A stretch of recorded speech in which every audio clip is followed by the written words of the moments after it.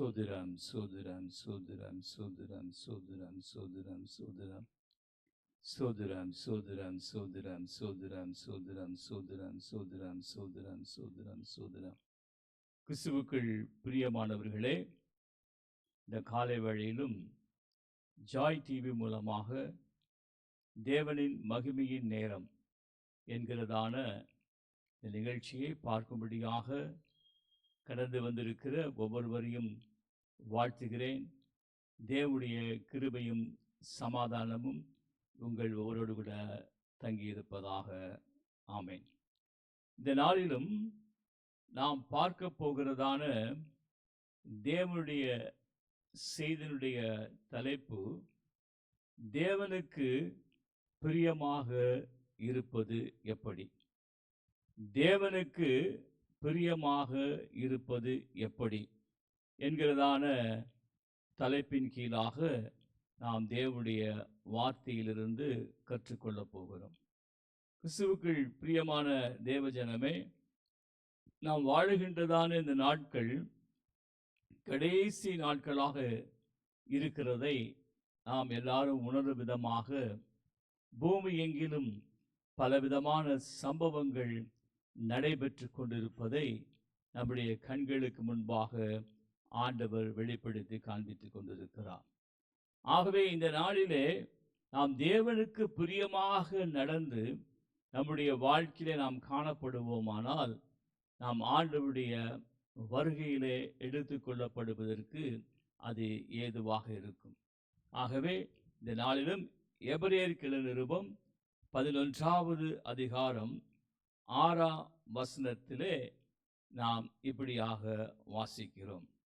விசுவாசம் இல்லாமல் தேவனுக்கு பிரியமாக இருப்பது கூடாத காரியம்.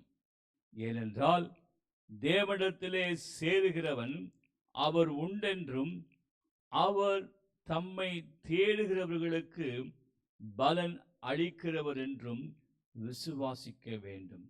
ஆமென், ஹல்லேலூயா. இந்த வசனம் நமக்கு தெளிவாக வெளிப்படுத்தி காண்பிக்கிறது, விசுவாசம் இல்லாமல் தேவனுக்கு பிரியமாக இருப்பது கூடாத காரியம். அப்படியானால் நம்முடைய இந்த நாட்களிலே நாம் வாழ்ந்து கொண்டிருக்கிற கிறிஸ்தவ ஜீவியத்திலே, நம்முடைய ஆவிக்குரிய வாழ்க்கையிலே நாம் விசுவாச உள்ள ஜனங்களாக நாம் காணப்பட வேண்டும். ஒருவேளை இந்த நிகழ்ச்சியை பார்த்து கொண்டிருக்கிற உங்களுடைய எண்ணங்களிலே, சிந்தனைகளிலே, நான் விசுவாசமாகத்தானே இருக்கிறேன், நான் ஆண்டவரிடத்திலே விசுவாசம் உள்ள ஒரு மகனாக ஒரு மகளாக தானே நான் காணப்பட்டு கொண்டிருக்கிறேன் என்று சொல்லி அப்படிப்பட்ட சிந்தனை உடையவர்களாக காணப்படலாம். ஏன் இது அதிக முக்கியத்துவம் பெறுகிறது இந்த நாட்களிலே என்று சொல்லி நாம் அறிந்து கொள்ளும்படியாக நம்முடைய கவனத்தை லூக்கா எழுதின சுவிசேஷம் 18ஆம் அதிகாரத்திற்கு நேராக நம் கவனத்தை திருப்ப வேண்டும்படியாக அன்பாக கேட்டுக்கொள்கிறேன். இவ்வளோ வருடங்களாக இந்த விசுவாசத்திலே தானே நாங்கள் வாழ்ந்து கொண்டிருக்கிறோம், விசுவாசத்தை குறித்து பல செய்திகளை கேட்டிருக்கிறோம் என்று சொல்லி நீங்கள் யோசிக்கலாம். ஏன் இந்த நாட்களிலே இந்த விசுவாசத்தினுடைய காரியம், இந்த விசுவாசத்தினுடைய தன்மை, விசுவாசத்திலே உறுதியாய் தரித்திருக்கிற காரியங்கள் ஏன் மிகவும் அவசியமாக இருக்கிறது என்பதை நாம் விளங்கிக் கொள்ளும்படியாக லூக்கா எழுதின சுவிசேஷம் 18வது அதிகாரம் அங்கே 8வது வசனத்திலே நாம் வாசிக்கும் பொழுது அதை குறித்து நாம் விளங்கிக் கொள்ளலாம். 8வது வசனத்திலே, சீக்கிரத்திலே அவர்களுக்கு நியாயம் செய்வார் என்று உங்களுக்கு சொல்லுகிறேன், ஆகிலும் மனுஷகுமாரன் வரும் பொழுது பூமியிலே விசுவாசத்தை காண்பாரோ என்றார் என்று சொல்லி பார்க்கிறோம். கிறிஸ்துவுக்குள் பிரியமான தேவஜனமே, அந்த லூக்கா சுவிசேஷம் 17ஆம் அதிகாரத்திலே அவர் ஆண்டவருடைய வருகையின் நாட்களிலே சம்பவிக்கக்கூடியதான பல நிகழ்வுகளை குறித்து அங்கே சொல்லுகிறதை அங்கே 17ஆம் அதிகாரத்திலே நாம் பார்க்கிறோம். இங்கே 18ஆம் அதிகாரம் இங்கே 8ஆம் வசனத்திலே ஆண்டவர் இயேசு கிறிஸ்து என்ன சொல்லுகிறார்? ஆகிலும் மனுஷகுமாரன் வரும் பொழுது பூமியிலே விசுவாசத்தை காண்பாரோ என்றார். அல்லேலூயா.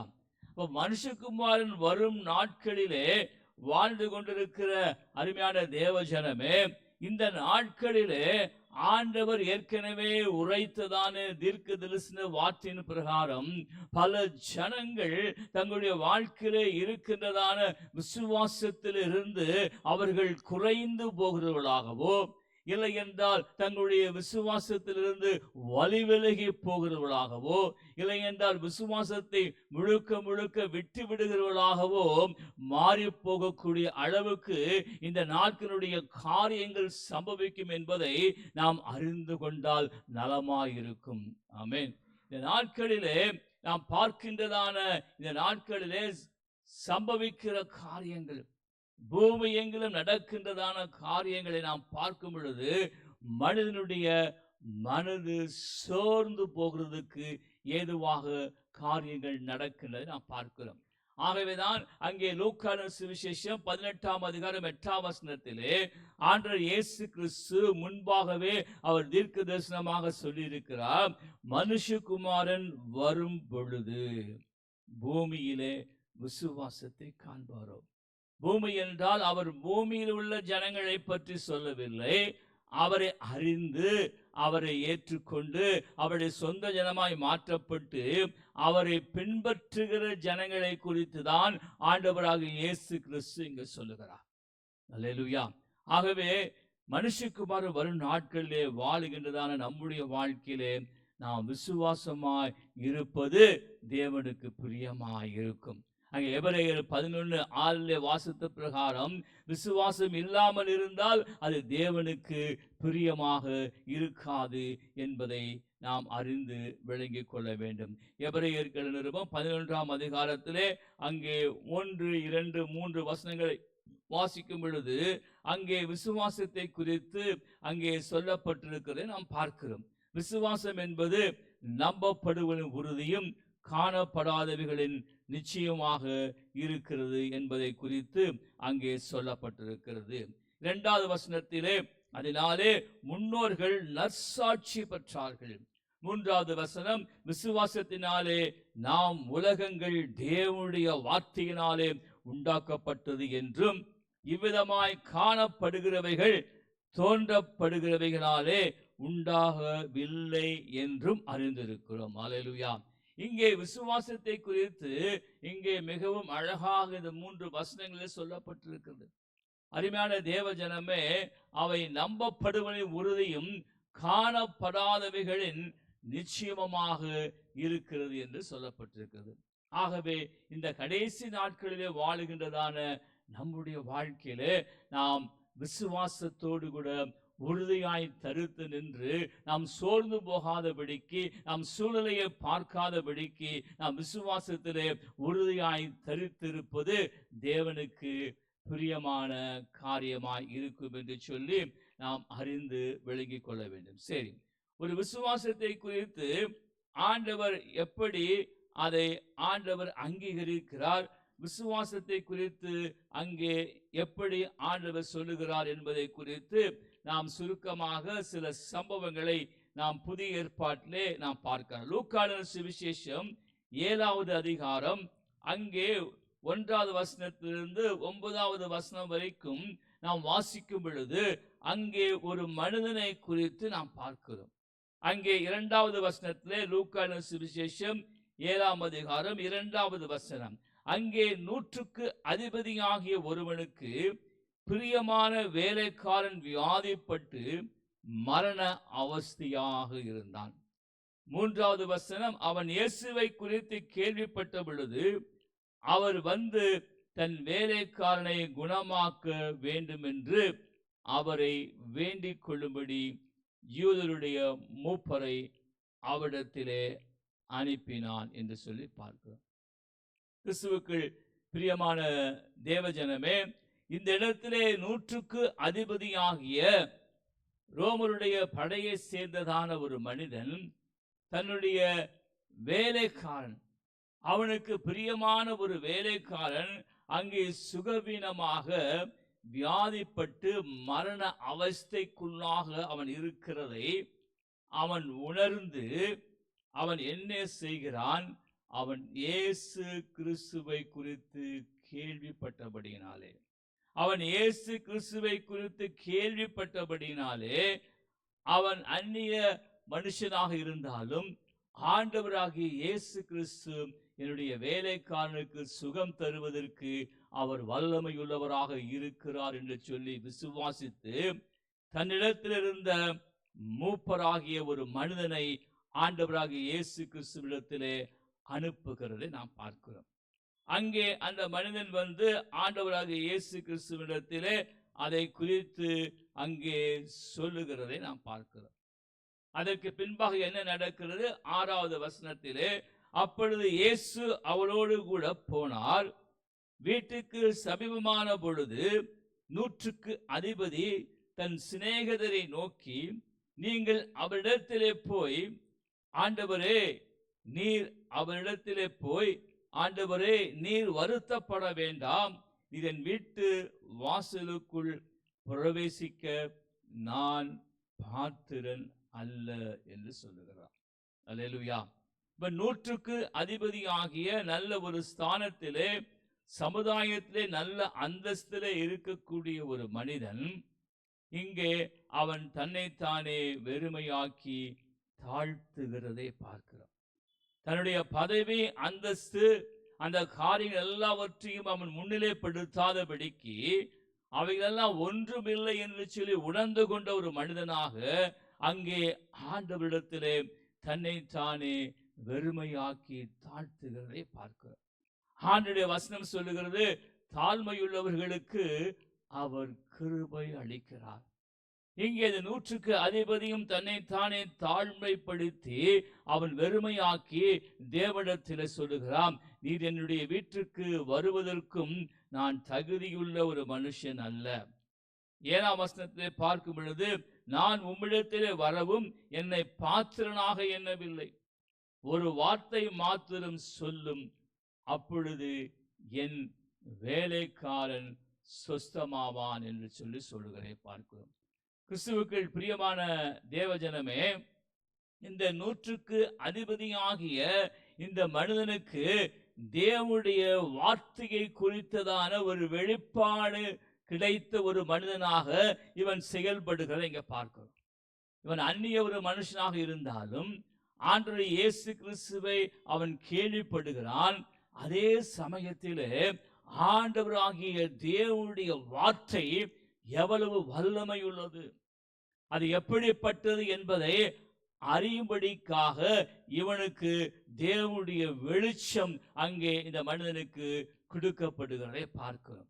ஆகவே அவன் சொல்லுகிறான், ஆண்டவருடைய வார்த்தையிலே எப்படிப்பட்ட வல்லமை இருக்கிறது, அதில் சிருஷ்டிக்கும் வல்லமை, உருவாக்குகிற வல்லமை, சுகமாக்குகிற வல்லமை, ஆரோக்கியம் தருகிற வல்லமை, ரட்சிக்கிற வல்லமை, விடுதலையின் வல்லமை இருக்கிறதை அவன் உணர்ந்து கொண்ட மனிதனாக அவனுக்கு அந்த தேவனுடைய வெளிச்சம் கொடுக்கப்பட்டபடியினாலே அவன் சொல்லுகிறான், நீர் ஒரு வார்த்தை மாத்திரம் சொல்லும், அப்பொழுது என் வேலைக்காரன் சுஸ்தமாவான் என்று சொல்லி பின்பாக அவன் அங்கே சொல்லுகிற காரியத்தை நாம் பார்க்கிறோம். நான் அதிகாரத்தில் இருக்கிறேன், எனக்கு கீழாக அநேகர் இருக்கிறார்கள் என்று சொல்லி அந்த காரியத்தை குறித்து அங்கே பேசுகிறதை நாம் அங்கே தொடர்ச்சியாக நாம் பார்க்கிறோம். அங்கே 9வது வசனத்திலே ஆண்டவராக இயேசு கிறிஸ்து என்ன சொல்லுகிறார் என்று சொல்லி பார்க்கலாம்.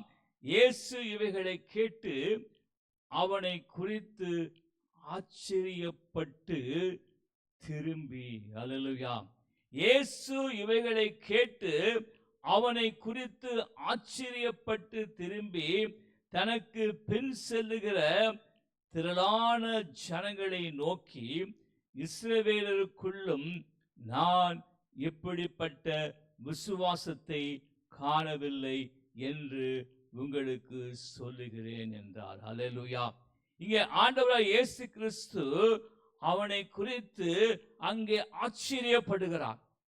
ஏன் ஆச்சரியப்படுகிறார்? இவன் ஒரு அதிகாரத்தில் உள்ள ஒரு மனிதனாக இருக்கும் பொழுதும் அவன் தன்னைத்தானே வெறுமையாக்கி தாழ்த்தி தான் ஒன்றுமில்லை என்பதை அவன் உணர்ந்து கொண்ட மனிதனாக மாத்திரமல்ல, தேவனுடைய வல்லமையை அறிந்து கொண்ட ஒரு மனிதனாக, ஆண்டவராகிய இயேசு கிறிஸ்து எதையெல்லாம் செய்ய வல்லவராக இருக்கிறார் என்பதை தேவனுடைய வல்லமையை குறித்து அறிந்து கொண்ட ஒரு மனிதனாகவும், மூன்றாவது நாம் பார்க்கும் பொழுது தேவனுடைய வார்த்தை எல்லாவற்றையும் செய்து நிறைவேற்றும். தேவனுடைய வார்த்தையிலே ஜீவன் இருக்கிறது, தேவனுடைய வார்த்தையிலே சுகம் இருக்கிறது, தேவனுடைய வார்த்தையிலே ஆரோக்கியம் இருக்கிறது, தேவனுடைய வார்த்தையிலே விடுதலை இருக்கிறது என்பதை நன்றாக அவனுக்கு அப்படிப்பட்ட தெளிவான ஒரு சிந்தனையும் வெளிச்சமும் அவனுக்கு கிடைத்தபடியினாலே அதை குறித்து ஆண்டவராக இயேசு கிறிஸ்து ஆச்சரியப்படுகிறார்.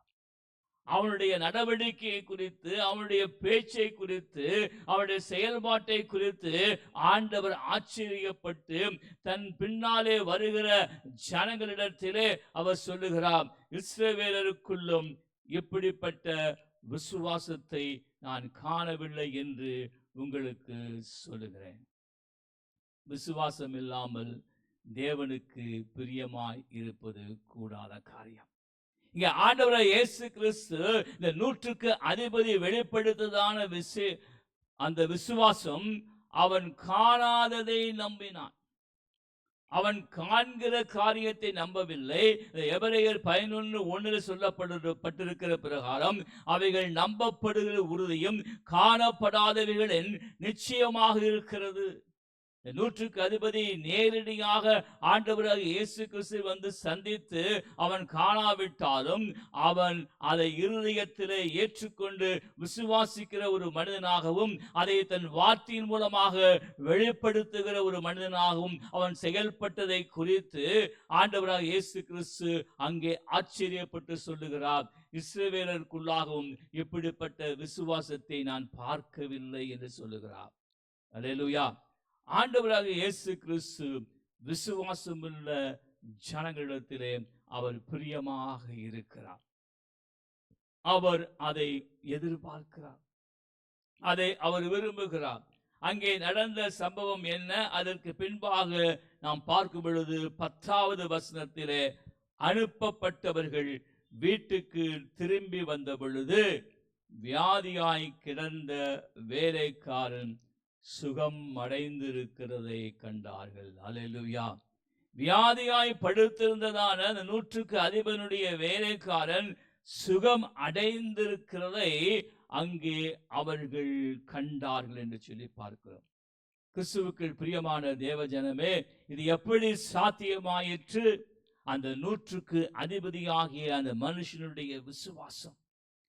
அவன் தன் கண்ணாலே கண்டதை அல்ல, அவன் காணாததை நம்பினான். தேவனுடைய நாமத்தை நம்பினான். தேவன் வெளிப்படுத்துகிற வல்லமையின் மேலே நம்பிக்கை வைத்தான். தேவனுடைய வார்த்தையின் மேலே நம்பிக்கை வைத்து அதை விசுவாசமாக அவன் பேசி அவன் செயல்பட்டதை நாம் பார்க்கிறோம். ஆகவே அவனுடைய வாழ்க்கையிலே தன்னுடைய வேலைக்காரனுக்கு சுகத்தை பெற்றுக்கொண்டான் என்று சொல்லி பார்க்கிறோம். இந்த காலை வேளையிலும் நிகழ்ச்சியை பார்த்து கொண்டிருக்கிற அருமையான தேவ ஜனமே, உங்களுடைய வீட்டிலோ, உங்களுடைய குடும்பத்திலோ, உங்களுடைய உறவினர்கள் மத்தியிலோ, நண்பர்கள் மத்தியிலோ யாராகிலும் வியாதியோடு கூட வியாதிப்படுக்கிற இருக்கலாம். அவர்களுக்காக நீங்கள் விசுவாசத்தோடு கூட அவர் வார்த்தையை அனுப்பினால் போதும். அவர் தமது வார்த்தையை அனுப்பி குணமாக்கி அழிவுக்கு தப்புவிக்கிறார் என்று எழுதப்பட்டிருக்கிறது அல்லவா? அந்த வார்த்தையின் அடிப்படையிலே நீங்கள் விசுவாசத்தோடு கூட இந்த காலை வேளையில, இந்த வினாடியில நீங்கள் ஜெபிக்கும் பொழுது தேவனுடைய சுகமளிக்கிற வல்லமை நீங்கள் இருக்கிற இடத்துல யாருக்காக விண்ணப்பம் செய்கிறீர்களோ அவர்கள் மேலே இந்த நொடிப்பொழுது இறங்கி கொண்டிருக்கிறது.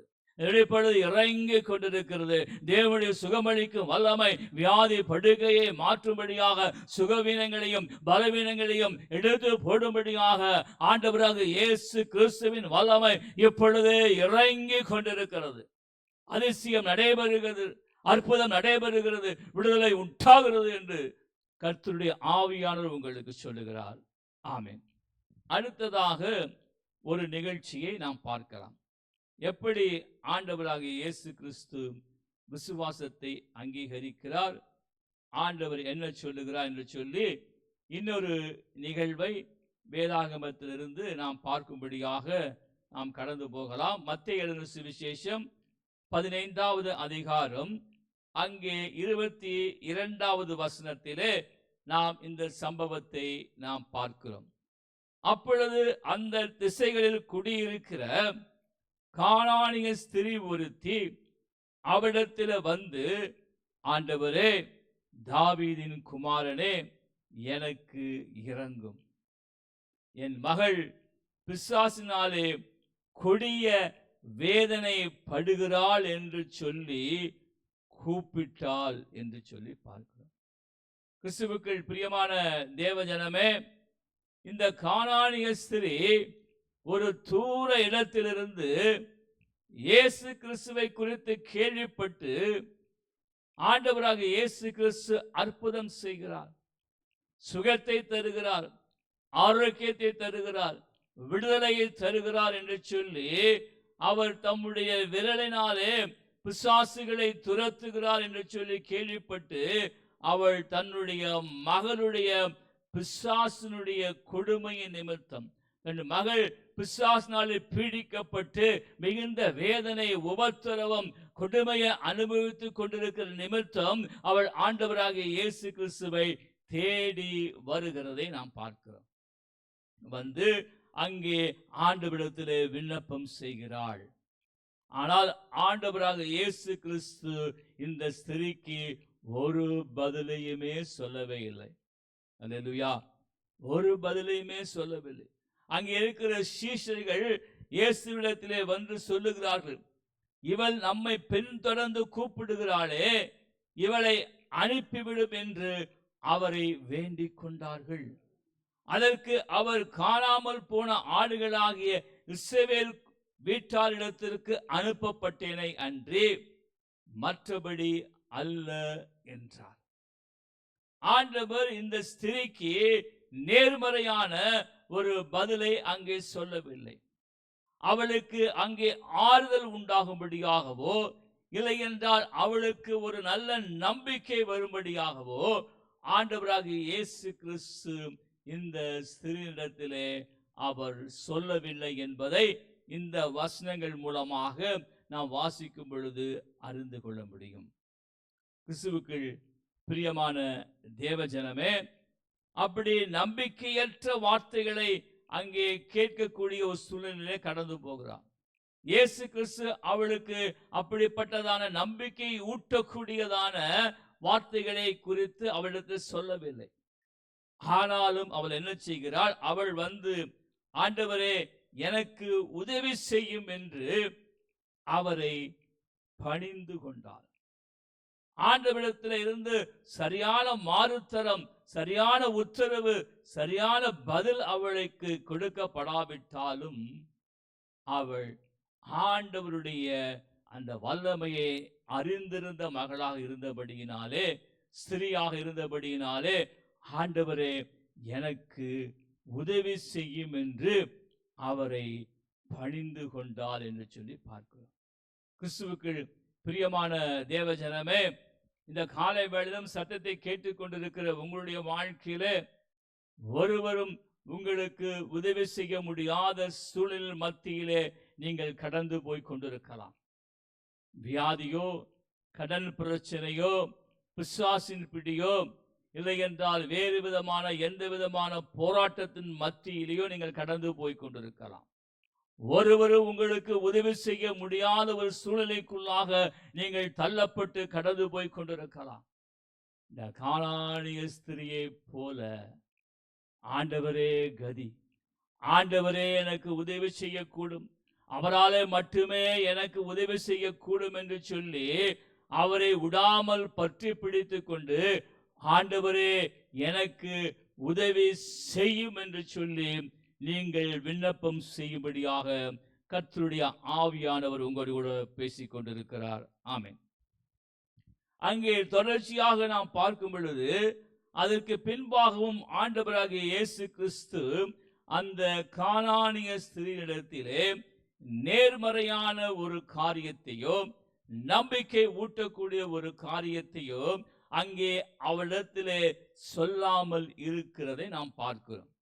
அங்கே ஆண்டவர் சொல்லுகிறார், அவர் அவளை நோக்கி, பிள்ளைகளின் அப்பத்தை எடுத்து நாய்க்குட்டிகளுக்கு போடுகிறது நல்லது அல்ல என்றார். இங்கே ஆண்டவராக இயேசு கிறிஸ்து இந்த கானானிய ஸ்திரீயுடைய விண்ணப்பத்திற்கு, அவள் கேட்கிறதான அந்த காரியத்திற்கு ஒரு முற்றுப்புள்ளி வைக்கிறது போன்று பேசுகிறார். அவளுக்கு நம்பிக்கை ஊட்டு விதமாகவோ, இல்லை என்றால் மேற்கொண்டு இதை குறித்து அவள் எதிர்பார்க்கும்படியாகவோ, இல்லை என்றால் விண்ணப்பிக்கும்படியாகவோ ஆண்டவருடைய மறு உத்தரவு மாறுத்தரம் அங்கே காணப்படவில்லை. ஆண்டவர் சொல்லுகிறார், அங்கே பிள்ளைகளுடைய அப்பத்தை எடுத்து நாய்க்குட்டிகளுக்கு போடுகிறது நல்லது அல்ல என்று சொல்லுகிறார். அந்த அவருடைய வேண்டுதலுக்கு அங்கே ஆண்டவர் ஒரு முற்றுப்புள்ளி வைக்கிற விதமாக அங்கே பேசுகிறதை பார்க்கிறோம். ஆனாலும் இந்த கானானிய ஸ்திரீ அதை குறித்து கலங்காமல், அதை குறித்து அசைக்கப்படாமல், அதை குறித்து சோர்ந்து போகாமல், தன் விசுவாசத்திலே உறுதியாய் தரித்திருந்து மீண்டுமாக ஆண்டவரிடத்திலே, அதற்கு அவள் 27வது வசனம், மெய்தான் ஆண்டவரே, ஆகிலும் நாய்க்குட்டிகள் தங்கள் எஜமான்களின் மேஜையிலிருந்து விழும் துணிக்கைகளை தின்னுமே என்றார். இங்கே பார்க்கிறோம், இந்த கானானிய ஸ்திரீ தன்னைத்தானே வெறுமையாக்கி தாழ்த்துகிறாள். தேவனுடைய வல்லமையை அறிந்திருக்கிறாள். அவரே ஆண்டவர் என்பதை அவள் அறிந்திருக்கிறாள். மூன்றாவதாக, அவள் எப்படிப்பட்ட சூழ்நிலையிலும் தன்னுடைய நம்பிக்கையை இழந்து விடாதபடிக்கு, தன்னுடைய விசுவாசத்தை விட்டு விலகி விடாதபடிக்கு உறுதியாய் தரித்திருந்து ஆண்டவரிடத்திலே தொடர்ச்சியாக பிசாசினாலே பிடிக்கப்பட்ட தன்னுடைய மகளுக்காக விண்ணப்பம் செய்கிறாள். அப்படி செய்யும் பொழுது ஆண்டவர் என்ன சொல்லுகிறார்? 28வது வசனத்திலே, இயேசு அவளுக்கு பிரதியுத்தரமாக, ஸ்திரியே, உன் விசுவாசம் பெரிது, நீ விரும்புகிறபடி உனக்கு ஆக கடவுது என்றார். அந்நேரமே அவள் மகள் ஆரோக்கியமானாள். ஹல்லேலூயா! அந்நேரமே அவளுடைய மகள் ஆரோக்கியமானாள். இங்கே ஆண்டவராக இயேசு கிறிஸ்து இங்கே அந்த கானானிய ஸ்திரீ வெளிப்படுத்தினான அந்த விசுவாசத்தை கண்ணோக்கி பார்க்கிறார். அந்த விசுவாசத்திலே அவர் பிரியமாய் காணப்பட்டபடியினாலே அங்கே அந்த கானானிய ஸ்திரீக்கு ஆண்டவராக இயேசு கிறிஸ்து சொல்லுகிற காரியம், உன்னுடைய விசுவாசம் பெரியது என்று சொல்லுகிறார். அங்கே 100க்கு அதிபனுடைய விசுவாசத்தை பார்த்து, இப்படிப்பட்ட விசுவாசத்தை இஸ்ரவேல் ஜனங்களுக்குள்ளாகவும் நான் காணவில்லை என்று சொன்னார். இங்கே இந்த கானானியனுடைய விசுவாசத்தை பார்த்து, உன்னுடைய விசுவாசம் பெரியது என்று சொல்லி, உன்னுடைய விசுவாசத்தின் படியே உனக்கு ஆக கடவுது என்று சொல்லி, அவள் இவ்வளவு நேரமாக தேவனிடத்திலே மன்றாடி, தேவனிடத்திலே விண்ணப்பம் செய்து, தேவனிடத்திலே கேட்டுக்கொண்டதன் படியே ஆண்டவர் அங்கே அவளுடைய பிசாசினாலே பிடிக்கப்பட்ட மகளுக்கு விடுதலையை தருகிறார். அந்நேரமே அவள் மகள் ஆரோக்கியமானாள் என்று சொல்லி பார்க்கிறோம். கிறிஸ்துவுக்குள் பிரியமான தேவஜனமே, இந்த காலை வேளையிலும் இப்படிப்பட்ட பிசாசின் போராட்டத்தினாலே, அந்தகார இருளின் ஆதிக்கத்தின் வல்லமையினாலே பிடிக்கப்பட்டிருக்கிற ஜனங்கள் உங்கள் மத்தியிலே இருப்பார்களானால், இந்த காலை வேளை தேவனுடைய வல்லமை இறங்குகிறது. ஆண்டவராக இயேசு கிறிஸ்துவின் நாமத்துள்ள வல்லமை இறங்குகிறது. அவருடைய வல்லமை கடந்து வந்து அப்படிப்பட்ட நபர்களை விடுதலை செய்கிறது. ஆமென். ஆகவே ஆண்டவருக்கு பிரியமாய் இருக்க நம்முடைய வாழ்க்கையிலே விசுவாசம் உள்ளவர்களாக, விசுவாசத்திலே தரித்திருக்கிறவர்களாக, விசுவாசத்திலே உறுதியாய் காணப்படுகிறவர்களாக இந்த கடைசி காலத்திலே வாழுகிற நம்முடைய ஒவ்வொருடைய வாழ்க்கையிலும் காணப்பட வேண்டும் என்று சொல்லி ஆண்டவர் எதிர்பார்க்கிறார். இந்த எபிரேயர்கள் நிருபம் 11ஆம் அதிகாரம் 6ஆம் வசனத்திலே பார்த்தது பிரகாரம், விசுவாசம் இல்லாமல் தேவனுக்கு பிரியமாய் இருப்பது கூடாத காரியம். ஆகவே இந்த நாள் காலை வேளை சத்தத்தை கேட்டுக்கொண்டிருக்கிற உங்களுடைய வாழ்க்கையிலே ஒருவேளை நீ விசுவாசத்திலே குன்றி போனவர்களாக, இல்லை என்றால் விசுவாசத்தை விட்டு வழிவெளிக்கு செல்லக்கூடிய பாதையிலே நீங்கள் பிரவேசித்தவர்களாக காணப்படுவீனாலா இந்த காலை வேளை உதவி செய்யும்படியாக ஆண்டவராக இயேசு கிறிஸ்து விரும்புகிறார். கர்த்தருடைய ஆவியானவர் உங்களுக்கு உதவி செய்ய விரும்புகிறார். கண்களை மூடி நாம் செபிக்கலாம். சீகாரா துருபோ ஹந்திரிபோ ஷெகிபான ரீபோ ஹந்துரு சந்தெனிரிபோனோ ஷெகரபா ஹாந்திரி ஹாந்திரி தினே ஓ பஹாரி பாணி அங்கர் அத்துனா ஹாந்திரு சக்கன ரகதனா பபரு சாங்கமனோ சங்கரது நகதா. ஆண்டவரே இந்த காலை வேளையில உம்முடைய வார்த்தையை கேட்டதான உம்முடைய ஜனங்களுடைய வாழ்க்கையில தகப்பனே ஆண்டவரே நீர் கடந்து வருவீராக, கடந்து வருவீராக. அவருடைய எல்லா விண்ணப்பங்களுக்கும் தகப்பனே, வேண்டுதல்களுக்கும் ஆண்டவரே மன்றாட்டுகளுக்கும் தகப்பனே பதில் அருளை செய்வீராக.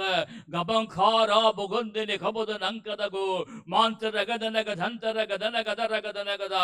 முதுகு தண்டுவிட பகுதியிலே பிரச்சனையோடு கூட நிகழ்ச்சியை பார்த்து கொண்டிருக்கிற ஒரு சிலருடைய வாழ்க்கையில தேவ வல்லமை இறங்குகிறது. அவருடைய சுகமளிக்க வல்லமை இறங்குகிறது. உன் முதுகு தண்டுவிட பகுதியிலே காணப்படுகிற போராட்டத்தை இப்பொழுது தேவன் எழுது போடுகிறார். கர்த்தருடைய ஆவியானவர் எங்கேயோ அங்கே விடுதலை உண்டு என்ற வார்த்தையின் பிரகாரம் நீ சுகத்தை பெற்றுக்கொள், விடுதலையை பெற்றுக்கொள். இயேசு கிறிஸ்துவின் நாமத்தினாலே ஹீரபஹாந்துரு ஹாந்துரு ஹோந்துரு ஹாந்துரு கதனோக்ரியா எங்கலப ஹோலி அங்கலக ரந்தலக தாந்தரக தந்தரகதா ஹால ரகத கந்த ரகதன கந்த ரகதன கந்தராம். நீண்ட நாட்களாக விண்ணப்பம் செய்து நீ விடுதலையை பெற்றுக்கொள்ள முடியாததான ஒரு சூழ்நிலையிலே ஆண்டவரை குறித்து ஒரு அங்கலாய்ப்போடு கூட விண்ணப்பம் செய்து கொண்டிருக்கிறதை ஆண்டவர் வெளிப்படுத்தி காண்பிக்கிறார். இப்பொழுது தேவ வல்லமை உன் மத்தியில இறங்குகிறது.